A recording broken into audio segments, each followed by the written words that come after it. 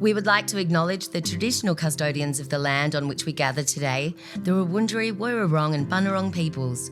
We pay our respect to their elders past, present and emerging, and extend our respect to all Aboriginal and Torres Strait Islander peoples. Welcome to On Air Snack Bar, the podcast where we take you inside the world of entertainment with interviews from your favourite stars, creators and industry icons in Australia. I'm Jacinta Stapleton, your host for all things film and TV, and this is On Air Snack Bar. Hi, I'm Jacinta Stapleton. Welcome to On Air Snack Bar. I am thrilled that my very first guest of this podcast is one of Australia's most renowned and respected actors. I personally am a big fan, and he's award-nominated, award-winning. He's a star of the small screen, star of the big screen, star of the stage, and, you know, an author who's written 13 books. So a real underachiever right there. So excited to introduce the one and only, the formidable William McInnes. Welcome. Hello, how are you? Lovely. Good. It's comfortable. I feel like Gandalf in a Hobbit shed. It's a pretty, they're pretty small sheds. Or on Flying Economy on Virgin. Yeah, that's true. And look at but this. we've got food here. Yeah, great. You don't even have to pay for it. Anyway, I'm a nightmare on a plane. Are you? I have to sit up the front. I'm so large. Oh, I have to sit on an exit seat for sure. Yeah. Never in the middle. Yeah. I had my foot in a moon boot a year before last. That was fun. What for? What did you do? Was it on set? I did a stunt that went wrong. You did your own stunt? Yeah, no, it went wrong in NCIS Sydney. Oh. I had to get off a helicopter and Todd Lassance had to get off before me. And he tripped on a gun stirrup. It was a Black Hawk. And he fell. So we were about 30 centimetres. It was hovering off HMAS Supply.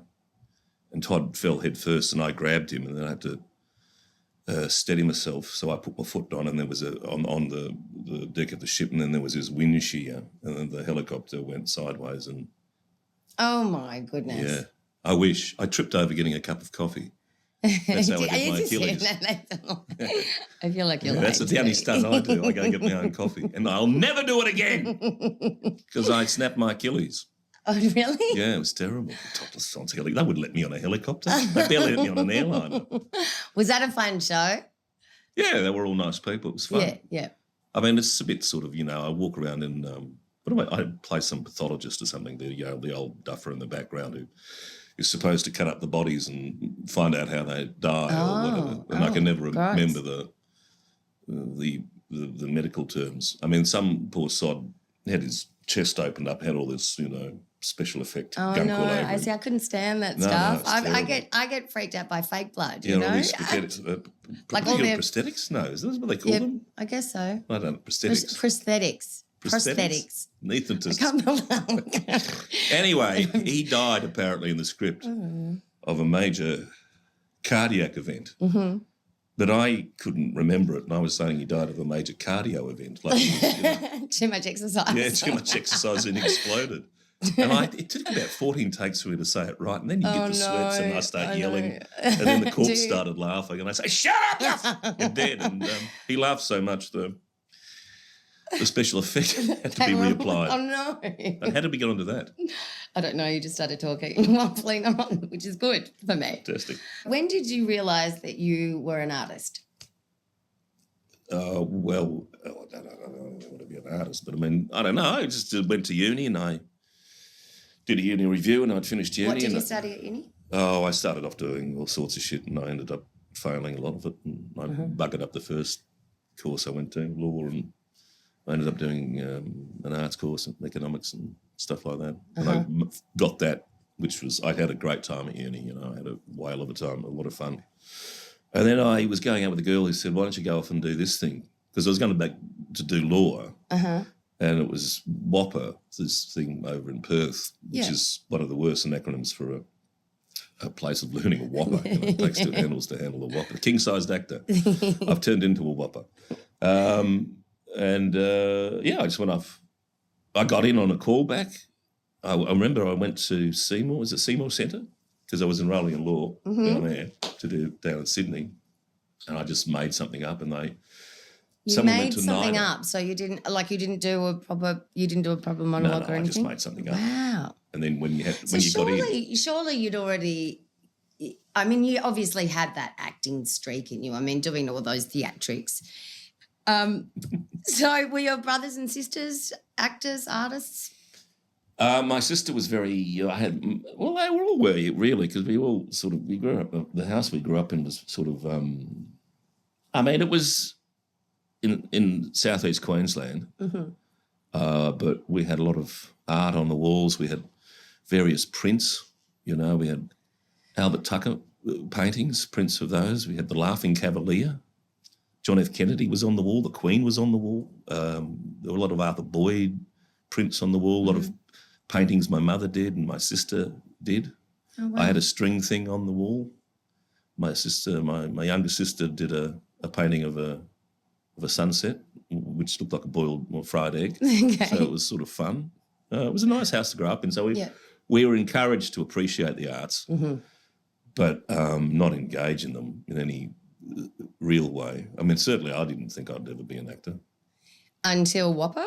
Yeah. I mean, I went there and I thought, this is a bit of fun. It was like I went to Whopper. I like team sport. And I worked out, it's like acting's like a team sport. It's a bit like cricket, actually. Yeah. You got to be part of a team, but you get a chance to shine if you're any good, or a bit of spotlight on you. But lots of actors pretend to hate sport. I love it. But Whopper was funny because it was... I went there in 86 was the first time, I think I was there. Yeah, 86, 87, 88. And it was like all those new wavy things were coming through. Like you had things like Alexander Technique and Feldenkrais. Feldenkrais, yes. They do that at my gym now, which I'm so surprised at. But everyone that taught it was like, they had that trans-Pacific accent, like a golfer. Australian golfers who spend a lot of time in America. Okay, now you're going to lean back, you're going to, like tennis players, and you just fall asleep. And then contact was you'd roll around with people and Christ, I don't know, we're all supposed to break down inhibitions or something, but, rolling over people was like a bad rugby scrum. There was one, and I had this guy who taught us Tai Chi called Dave Lane. Dave Lane, Tai Chi master, and he sounded like he was out of a Guy Ritchie movie. So he talked like that all the time. Really? And he said, "Got to be one with Earth. Got to be one with the Earth. So don't use your studio. Go across the park, across the way." So this lovely studio we had to get out, and we went across, and we were Tai Chiing in this park across the way. So you feel contact with your Earth. Feel contact with your feet. Talk like that. And this silly prick had taken us to this park. And it hadn't been sprayed for bindies. And he taught me Tai Chi through bindies. Oh, no. And it was like watching something Martha Graham on speed. Or something from the Gallipoli, people going everywhere. But Jeff Gibbs gave me the best advice. I was eating a polywaffle. I don't have that anymore. No, they don't exist. No. They were yum. A tragedy. And at a little break or something. And Jeff walked past and he had his suit and tie on. He said, I love a polywaffle. I'm going to get one of those and sit down and eat it with you. And he came up and he sat down and he said, now listen, I think you've got a bit of a future, but I want to give you a bit of advice and I want you to remember it. Yeah. Life is just too much fun to disappear up your ass. So take what you do seriously, but never yourself. And I thought, that is the best bit of advice. Yeah. It's a great bit of advice. Did you struggle calling yourself a writer? Or becoming a writer, or was that always there? No, I don't know. I'm the worst person to ask. I've struggled.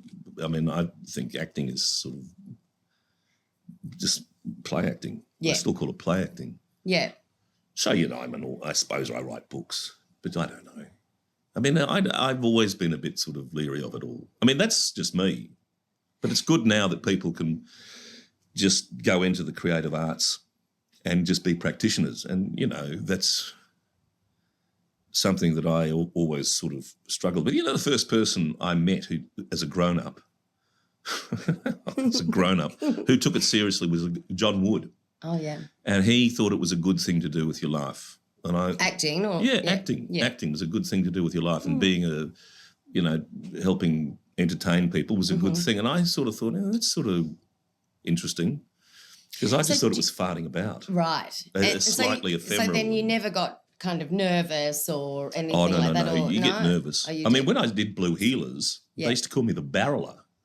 Because you used to look at the camera. Oh, fuck yeah. It was like, that's the camera. Oh, you get on there. I keep walking. Well, I went down to Penhope Road.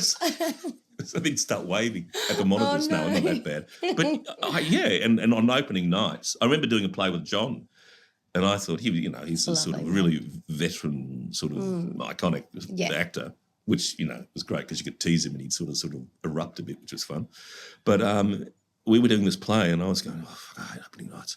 And I saw him, and he was just having kittens. And I said, "What are you?" He said, "I hate opening nights. They're so nervous." Yeah, there's something, nothing quite like it. No, but you do get used to it after a while, and But well, that's it. You thing. can sort of self-talk, can't you? I mean, every audition that I go to, I sit there whilst I'm doing my makeup and think of reasons to call my agent and tell her that I can't do it. You know what I mean? Until I walk into the room and do the audition, and I love it. And I love it when I'm doing it. Yeah. But it's getting there is quite the struggle, I think. And it's an interesting thing when people think that actors are so confident and outgoing and all of that, and really they can struggle with a lot of insecurities and everything. I mean, it's odd how much you do struggle, performing. How it can be a hassle. The struggle to get there, yeah. I mean, it's not an easy gig, is it? No, but, it's all right if you... I mean, I don't know. It's a funny thing because some people can just do it, and then... Some people spend more time saying what they're going to do and demonstrating what they're going to do, and then people think, wow, they're a great actor. And you sort of look and you think, fuck, man, just go over and you walk in and you go...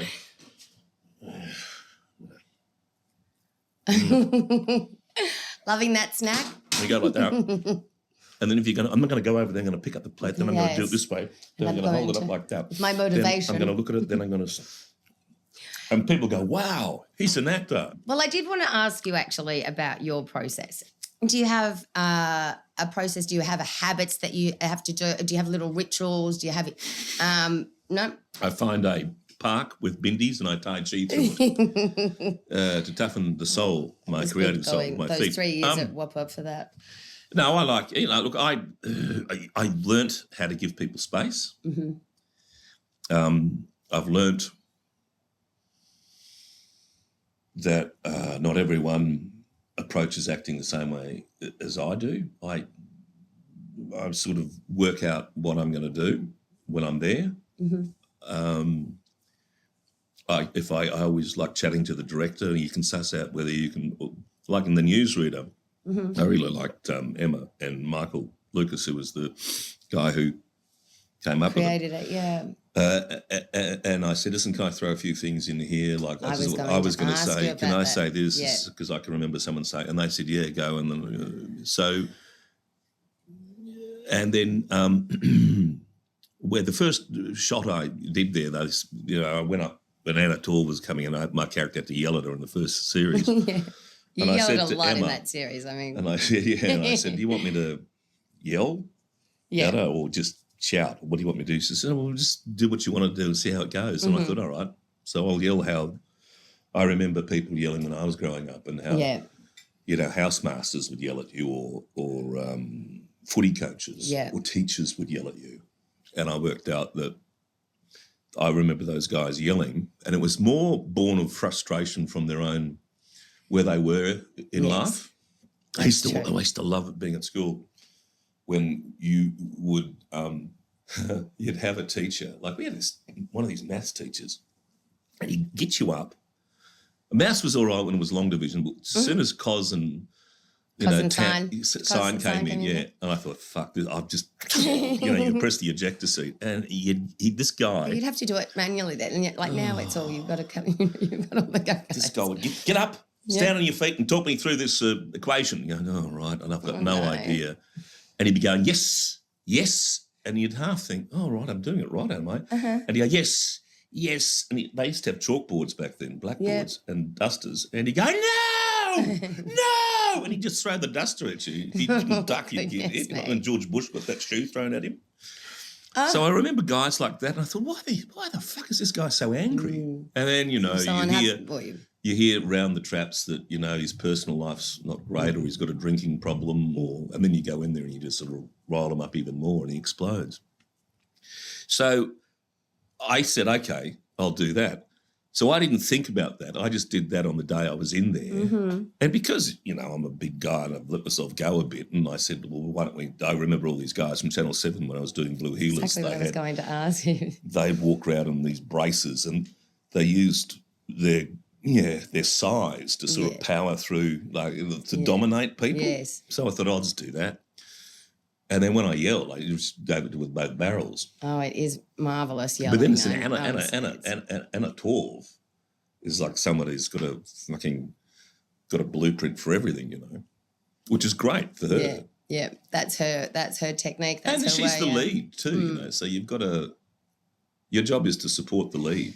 Yeah. And you've got to work with her. Yeah. And so when she knows what's going on, then she can navigate with the help of the director through the series. But you've got to work out what you're doing too. You've got to your bag is to be some. Well, in that show, it's like you're a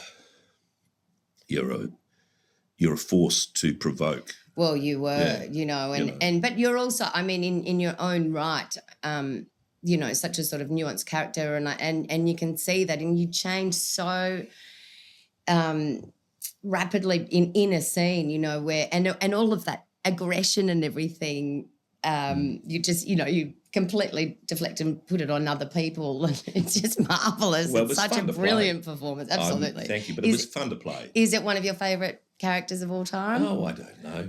No. Certainly one of mine. I thought you were just superb. And so the Emma Freeman, and did she allow you guys to impro some lines and everything? Because some of the more emotive scenes in the Newsreader were so natural, and I find that obviously, you know, just talking with people, I mean, it seemed very free-flowing. And sometimes it was just like, you know, people like Sam Reid would just take a lot of, he'd just say, I don't want to say this, I don't want to do that. And then when he got an idiot like me, he says, I'll say something. And he went, great, let him do that. But he would, they, you know, they were both they're really nice. I don't really know them that well, but they just seemed to be really into what they were doing and really professional and were. And you're not? Well, I mean, I turn up on time and just work out what I've got to do. Okay. But I like singing on set. Okay. So you got to know that sometimes that just keeps your voice loose. Is there something on set that people do that annoys you? Oh, yeah, there's always going to be someone. Oh, there's always going to be someone, isn't there? You know, what is it? What is it? A lot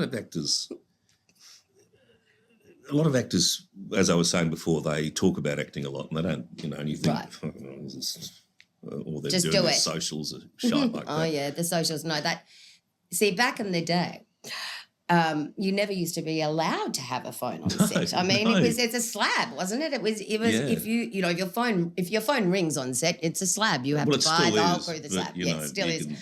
But I remember doing a scene and all of the people, because they weren't really in it and they weren't talking, they didn't have any lines, and they were just all on their phones taking selfies and stuff. But I guess in a way, that's all right. I mean, Robert Taylor was playing it because he was great. He was a year, 2 years ahead of me in Whopper. Oh.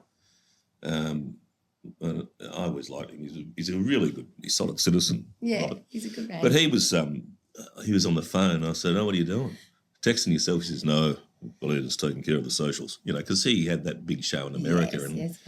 And he just posts stuff. And he says, you know, now it's all a part of it, isn't it? And it's like, you don't have to engage in it if you don't want to, you know, and that's the thing. You just, I've got no stuff like that. I'm just not interested in it. But, you know, for people who have a profile and they've got to keep it up, then you've got to respect that. That's their bag. And then you go on and you realise, oh, well, it's not just being, you know, self-obsessed and Googling yourself. they're actually doing other stuff. Yeah. They're looking after their brand. And you think, okay, that's them. Sometimes it's a part of a contract now. So yeah, sure. Yeah, absolutely. Now, Well, the other thing, there's listening. That's the only thing you get annoyed. I get annoyed at when someone's not listening to you, or when I'm not listening to them, and you catch yourself. You know, that's just something. Or people don't know their lines. Oh well, I'd never hold that against anybody. Oh really? No, God. I mean, sometimes they just go. It's a terrible feeling. But see, I'd stay up until 3:00 in the morning and learn them until you know what I mean. I just can't. But for me, that's a part of my process where I have to learn them so that I'm not nervous. That's right. Gary Sweet said to me once, I got on set and I was like, I'm so nervous, and he said, well, are you prepared? And I was like, what do you mean? And he goes, well, do you know your lines? Do you know where you're walking? Do you know what you're doing? I'm like, yeah. And he goes, yeah, well, you'll be fine. I was like, oh, okay, it's true. So if I've got all those things in place, I feel fine. I know an actor who, on stage, they write the first line of the scene in their hand so they can look at it, and they're a great actor. And they're fine. And then they're fine. Yeah, it's just that intro. Yeah. And then sometimes when you lose a line on stage, it's fun trying to dig yourself out of it. Oh. Some people can do it and some people can't. And some people can do it sometimes, and then another time they'll just drop the whole kit and caboodle. But it is fantastic when people, dry. I did a play once, and this guy was always drying, and you'd have to sort of, it's like building the fucking, the underground system here in Melbourne. It's just a major fucking piece of infrastructure to get him back on track. Yeah. And then he'd go, okay, and stare at you and think, oh, not again. No. And then one time I was on stage, I thought, I'm not going to do anything. I'm just going to sit back and watch this. And this guy had to take a phone call. Another actor had to take a phone call. He was the one. He was like, the bad ham rescue helicopter pilot. Right. He was just digging him out. So one guy's forgotten his lines. He's drying on stage. The other one's over the top trying to get him out of it. And he got out of it. And he just had this gutful one night, and he had this phone call where he had to say, hello. And he had to do this thing. And he just went, hello, it's for you. And the guy who was always trying just, and for about 5 minutes he's going, hello, yes, hello, yes. It's terrible. So, Big Willie, no, William. Sorry, I couldn't help myself. That's all right. Isn't that what she called you? Yeah, Big Willie. Hello, Big Willie. Okay. Sorry, that's completely inappropriate. No, it's not. So, when you're on set, well, it is these days, right? Yeah. I won't tell you that story. When you're on set, do you have a favourite snack that you eat? Funny you should mention that. Would it be brownies? I just love a brownie. Me too. Slightly. Quite yummy. Brownies are quite nice, aren't they? They're gorgeous, actually. They're really good. Very moist. Yeah. You can't muck up a brownie. Well, you can. Can you? Yeah. I've had bad ones. I made some the other day. They were really good for Christmas. I make jams to go on a show with a bunch of mates I grew up with. Yeah. To go in a show? An agricultural show. Okay. You go and sell jams? Yeah, put them in people make homewares, make jams. Beautiful. And I put them in under Prime Minister's names. Okay. Because I think that's kind of funny. It is funny. Well, now, just back to Newsreader. Yes. Season 3 is just out. I sat up and watched the whole entire season last night. I just couldn't help myself. I just kept on going. Can you binge things? Oh, I definitely binged it. Yeah? Oh, yeah. Did 6 episodes in a row. Oh, God. Did you have a brownie break? I did. Now, some of the dialogue, because I don't want to do any spoilers for season 3. Obviously, it's just come out. But do you remember saying this? Whatever you think I've done to you, whatever you think anyone's done to you, it pales in significance to what you've done to yourself. You're all over the place like a mad woman's shit. Do you remember saying that? Yes, I do. Honestly. That was the end of the second series, wasn't it? Yeah. To old Anatov. Yeah.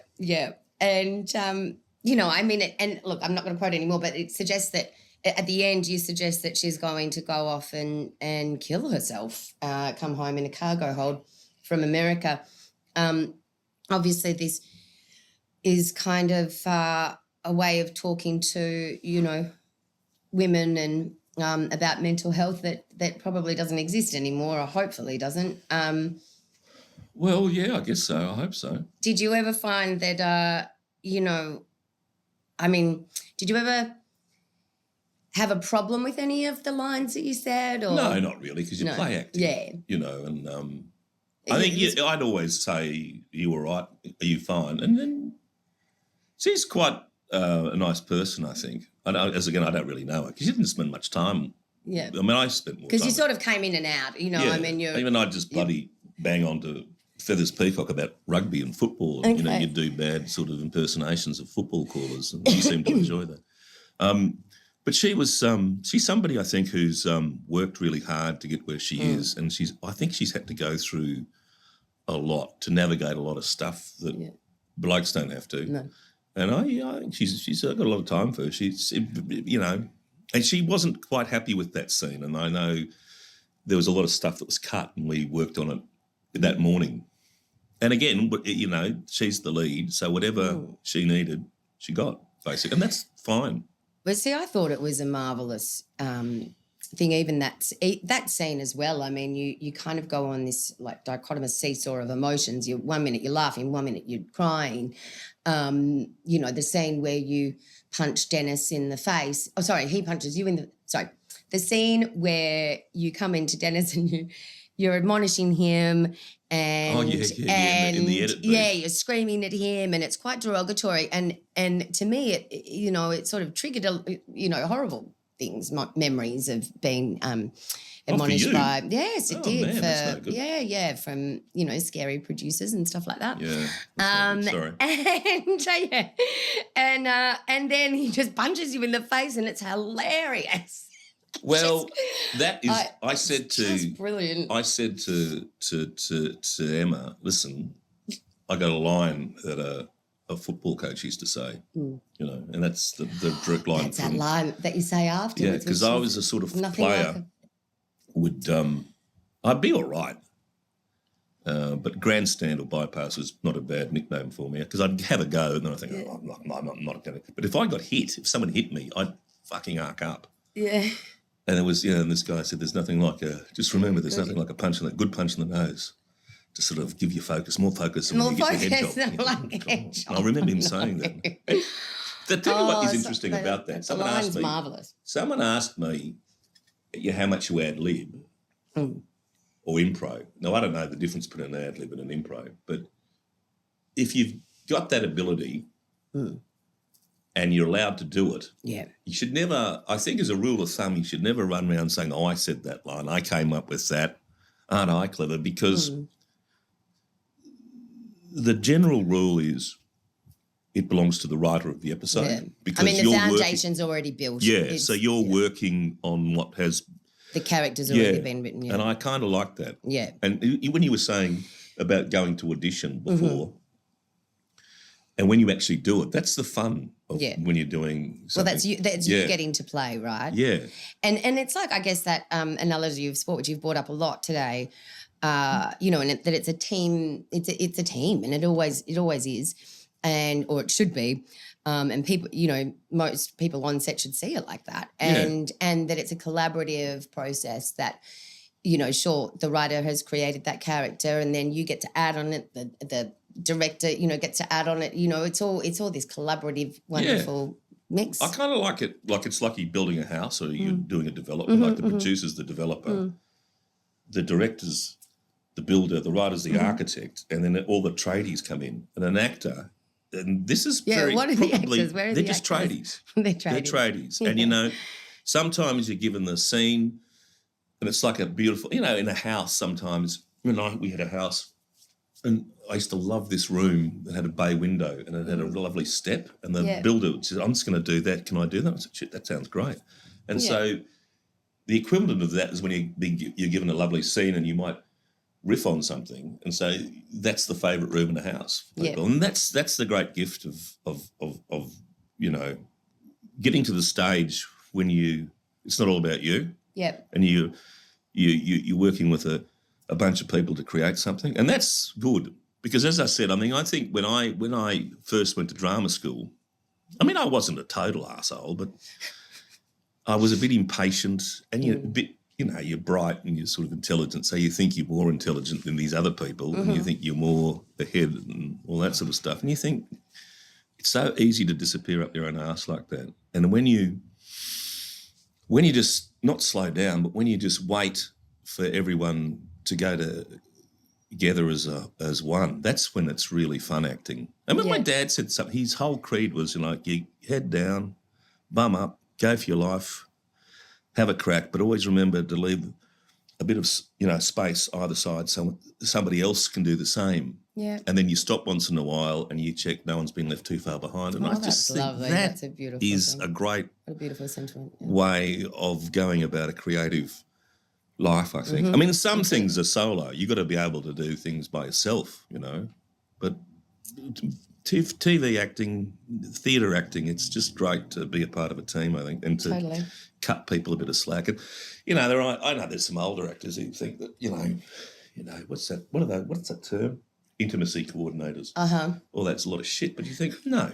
Oh, no, it's not. It's just nice. It's nice. Everyone feels safe. Yeah. And look, I've been in situations before that were completely uncomfortable on set a long time ago, and just even things that people say or do or whatever, and it's I'm very grateful for an intimacy coach these days just to keep people in check. Now, when I was thinner, you had to do sort of intimate scenes. The director would just say, well, just, have a kiss, have a go, just groan a bit. Get on the bed and go for it. And it's like oh, my God. I know. It's just like a shopping channel thing, isn't it? I just saw that. So if you could collaborate. This is the revolutionary new microphone. Sorry. I don't know why I did that. So if you could work with someone, who would it be? Who you haven't worked with before? I don't know. You can say me if you want. You? I don't know. That's a weird thing. Is it? Yeah. I watched a Clint Eastwood movie last night. I love Clint Eastwood. That would be amazing, wouldn't it? Yeah, but he's, I don't know. Yeah, he worked with the same people a lot.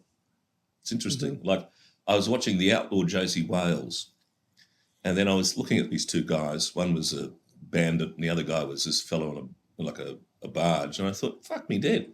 They're the bikers from Any Which Way But Loose. Oh, wow. In the 80s or something, isn't it? I love that movie. Who is that buggy? Oh, don't mind me.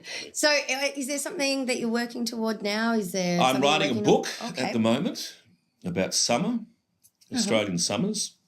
It's a good time to write it. Yeah. It's 37 degrees outside. It's just it's about 500 degrees in here. I'm like a big fat bloody chook in here. It's just like I look like something. This is like a medical TV show. I feel much better with my Revitalize. Does that? It's fantastic. Who would I work with? I don't know. I mean, if in your fantasy world. Oh. Not just like in your thinking, your mind's eye. Yeah, I kind of would have loved to have worked with Mr. Ed. Oh, Wilbur. That guy spent a lot of time with his horse. You kind of like the skipper. I am. Fuck me. How many times since I got a gut? So many times have come up. I'm so sorry. And Big Willie, little buddy. I'm completely sorry. I used to love, I tell you why I love acting. Because I love that sort of commonality thing. Yeah. Like Gilligan's Island, which is just some shitty I know, but it was TV, so marvellous. But it was fantastic. Wasn't it fun? I can remember when the space probe landed on Gilligan's Island and then Gilligan was boiling glue for some fucking reason. The professor had some idea. And they collected all these feathers, and he left a pot on the boiling glue, and it blew up. And then the skipper got so cranky, he chased Gilligan around, and they ran into the feathers. And then he was choking Gilligan But he still looked had like a chook. he still had his fucking skipper's hat on that didn't have any feathers, which I thought was hilarious. And back at NASA so or wherever, they say, "What are they doing? What are these aliens doing?" And this guy with a pipe just goes, "I think the big Birdman is trying to make the skinny Birdman lay an egg." It's ridiculous. I love crap like that. But yeah, a lot of people have said, "When are you playing the skipper?" Yeah, I think maybe we should do a stage show of that. Well, who would you be? I don't know. What was the movie star? Ginger. Oh, thanks. And the guy, that guy who played the professor, when he died, he kept all these letters that kids had sent him, but then they'd gone on to be, seriously, they were so, not inspired, but they were so entertained by him and his ingenuity that they thought science was a good thing to do. And at his funeral, they had neurosurgeons, heart surgeons, astrophysicists come, and they all said, this guy was a bomb and I'm here because of him. And I thought, that's so moving. That's so beautiful. That is, actually. And that goes back to what the woodsman said, John Wood. I think that it's an honourable thing to do because you're entertaining people and you're giving them something. And I used to think, well, that's a lot of hooey. And I think, it's something to hang your hat on. But actually, and even just going back to the Newsreader and this season 3, the way that they've touched on mental illness, sexuality, and they've done it in such a way that, makes you look back to look forward to see where we are, how far we've come. Oh, yeah. Well, that's an interesting thing because when people have a go at Australia, and I love Australia, but then, I'm a late middle-aged white guy who's quite affluent. And, why wouldn't I? But he's just had a lovely brownie. But when people say we're terrible, we're awful, and, that's sort of good people take a look at us. You just go, listen, it's true that we're not all that we should be, but if you see how much we've changed. Yes. And you take the Newsreader as an example. Absolutely. I was thinking about it last night and it was only, it's set in the 80s, all of that, and that, or 70s and 80s, that you go, to me, I always think it's only 20 years ago, but it's not. Yeah, it's terrible.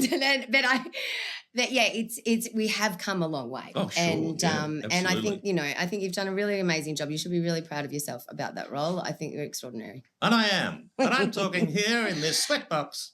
2 thumbs up from the bearded fellow over there. Well, thank you, William McInnes. No, that's not being said. Big Willie. Big Willie. Oh, thanks for joining us. Well, thank you. On Air Snack Bar. Well, that was lovely. That's a wrap for today's episode. To stay tuned for all the latest updates, subscribe on YouTube and follow the On Air Snack Bar channels on Spotify, Audible, Apple Podcasts, or wherever you get your podcasts. We'll be back next week with more exclusive interviews from the world of Australian film and television. But until then, keep on snacking.